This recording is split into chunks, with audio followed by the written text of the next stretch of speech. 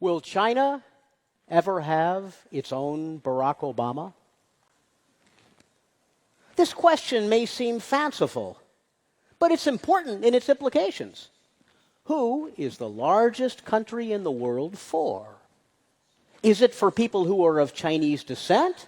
Or is it for anyone in the world who wants to come to China, live in China, be a part of China? Will China ever have its own Barack Obama? Of course I can't answer this question. I can't see the future. But at least I hope to be able to get you to think about this question in a new way. There are two different types of belonging to a country. It can be based on civic identity, or it can be based on ethnic identity. Countries like the United States, Brazil, Canada are based on civic identity. And this kind of identity, belonging to a country, is a little bit like belonging to a club that you choose to join. Your race doesn't matter. Of course, there's racism in these countries. We all know this. But still, as the organizational principles of these countries, race is beside the point. If a person of Chinese descent lives in Canada, for example, and they follow the proper procedures, they can become Canadian. No one's going to say, you know, you're Chinese. You can't become Canadian. You have to be white to become Canadian. Now, in an age of Donald Trump, anybody can say anything. But nonetheless, as the founding principles of these countries, which continue, race doesn't matter. Japan, Korea, and China, on the other hand, have been based on ethnic identity. This is like belonging not to a club, but to a family. It's often thought of as a matter of blood. Your ethnic identity determines your membership. I know Japan well. I speak Japanese. I fit in the society in some sense. But can I become Japanese? No. Legally, I could become Japanese, but if I told my Japanese friends, hey, I'm Japanese, they would laugh at me. They'd say, are you insane? You can't be Japanese. Now, you in the audience can become Canadian if you want to, and if you jump through the hoops to make it possible. But I cannot become Japanese, regardless of how much I may want to, because of my ethnicity. I'm of the wrong ethnicity. This is not a legal matter. I have African friends who are married to Japanese who have Japanese citizenship. So we're not saying they can't become Japanese citizens. This is a social matter. No one in Japan will accept them as being Japanese, just as no one would accept me as being Japanese. Now, of course, all countries are mixtures of civic and ethnic identity. But some countries, like Brazil and Canada, emphasize more civic identity. Others, such as those in Western Europe, are in the middle. And countries like Korea, Japan, and China are based largely on ethnic identity. Now, an important point I need to make here. Civic identity is not necessarily better than ethnic identity. That's not what's being said here. Civic identity is good because it's inclusive, but ethnic identity is good because it's deep, like belonging to a family, as opposed to simply a club. One could say that ethnic identity is racist. Not a racism against any particular ethnic group, but against all ethnic groups other than one's own. But still, in Japan, in Korea, in China, ethnic identity as the organizational basis for society has worked very well for centuries, for millennia. It's been quite successful, obviously. But no more. Ethnic identity is giving way to civic identity all over the world. Why? Well, because people of different ethnicities intermingle, and they wind up falling in love and getting married and having children. This is inevitable. Ethnic identity is giving way to civic identity around the world. And in these three societies I've mentioned, you can see this. Korea has long been highly ethnically based, but today, 13% of marriages in Korea are international. Mostly rural Korean men marrying women from China and the Philippines. International marriages in Japan peaked in 2006 at about 6%. They've gone down since because of tighter immigration laws, but every Japanese city has far more resident foreigners today than it had 30 and 40 years ago, and international marriages inevitably follow. What of China? China has been historically less ethnically based than Japan and Korea. And in China now, as you all know, there are Han Chinese plus 55 minority nationalities. But ethnic consciousness remains quite strong. The most common international marriage is between PRC Chinese and overseas Chinese. Many young Chinese go to study outside China, marry a foreigner, and do not return.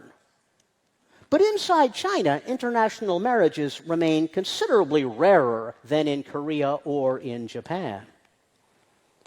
However, as China continues to become richer, more and more people from around the world come to China, not just people who are ethnically Chinese. I wrote a book last year called The World in Guangzhou about the range of foreigners coming to Guangzhou and how they are seeking their fortunes, but also to make better lives for themselves. If China's affluence continues to grow, so too will its internationalization, and so too will its international marriages. Consider Africans in Guangzhou. There are some 15,000 sub-Saharan Africans in Guangzhou, although the number varies depending on the time of year. Many of these Africans stay only briefly, but some stay for years or a decade or more, making Guangzhou their home. There are apparently many hundreds of babies of African Chinese couples. The exact number is impossible to know. One of them may be the future Barack Obama in China. Many of the men in these relationships are overstayers, living in China illegally.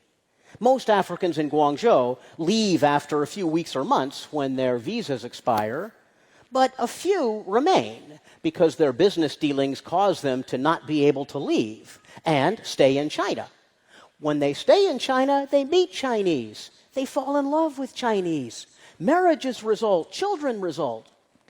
I have been to a number of marriages in churches in Guangzhou between an African husband and a Chinese wife, remarkably joyous affairs, but the husband is an overstayer. These will never be legally recognized. The husband can be arrested, imprisoned, and deported by Chinese authorities at any time. What of their children? There is no dual citizenship in China, so children must either belong to the African country of the father or stay in China for now and perhaps for their entire lives. But what will happen to them? Will they ever be accepted as Chinese? I think of the Chinese-African singer Lo Jing, who in 2009 won a singing competition in Shanghai and then was really vilified, grossly criticized online by Chinese netizens for her ethnic mix. Will the future in China be any different? Let's consider Chinese racism. When you see an African on the street, what honestly is your immediate reaction? Do you think, I don't like black people? Or do you think, those black people might bring in diseases? Those black people smell. Those black people behave badly, I've heard. Or do you think, I don't like poor people, assuming that all Africans are poor? Now, in fact, that's a very much a mistaken assumption. I've done quite a bit of research among the African traders in Guangzhou, and the average trader is much richer than the average Chinese in the city.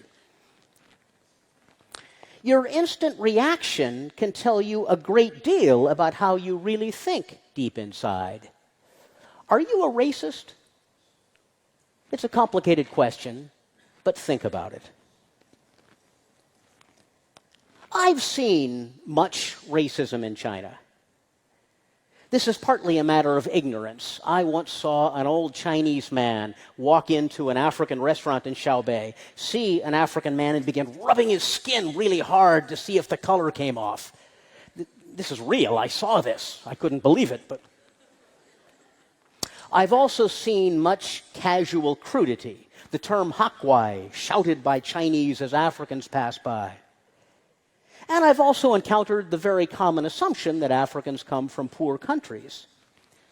The relation between the color of one's skin and the color of one's passport is really interesting. The latter may be more important than the former in some respects. What if the African you see walking down the street is a citizen of Great Britain, for example? Will this change your view? Country may be more important than skin color in many respects. But discrimination is not simply anti-black, but also anti-foreign, as earlier mentioned, in terms of ethnic nationalism. Chinese parents sometimes say that they wouldn't let their daughter marry an African. And they often would say, oh, I think white people are better than black people. I've heard that. But more, they say they wouldn't allow their daughter to marry any foreigner. How would that foreigner communicate with us? How could they ever understand our lives, they may say. Among the African Chinese couples I know, often the only way to get Chinese parents to accept it is for the daughter to become pregnant. And then the parents have to. But again, what happens to these babies? What kinds of lives will they live in a China that is certainly more open to foreigners than it was 40 and 60 years ago, but that is also growing more and more nationalistic? This leads me back to the basic question with which I began. Will China ever have its own Barack Obama? I asked a Nigerian religious teacher in Guangzhou this question. He told me, my answer is yes, because this is globalization. Africans, Americans, Europeans, Chinese together. This is the new world, a world in which where you come from doesn't matter. Rather, your character, your wisdom is all that matters. I also asked a Chinese Communist Party official the same question. He said, there can only be a Chinese Barack Obama if a top Communist Party official is racially mixed. But no, even then you wouldn't have a Chinese Barack Obama because Chinese people would never support this. China's not racially mixed. For now, China is for Chinese. I've met almost no Africans in Guangzhou who say that the society welcomes them. Eventually, however, China will indeed become a society not just for China, not just for Chinese, but for all the world, simply because it cannot keep the world out. Japan tried for centuries. It's easier in Japan because it's made up of islands, but Japan too has become more open. So will China ever have its own Barack Obama? No, not for the foreseeable future. Given China's current upsurge in nationalism and in holding internationalization at arm's length. But if China's growth continues, if China does not undergo a drop in wealth or another cultural revolution, then this is inevitable. China will become, not just for Chinese, but for the world. Now, is this a good thing? I think it's good.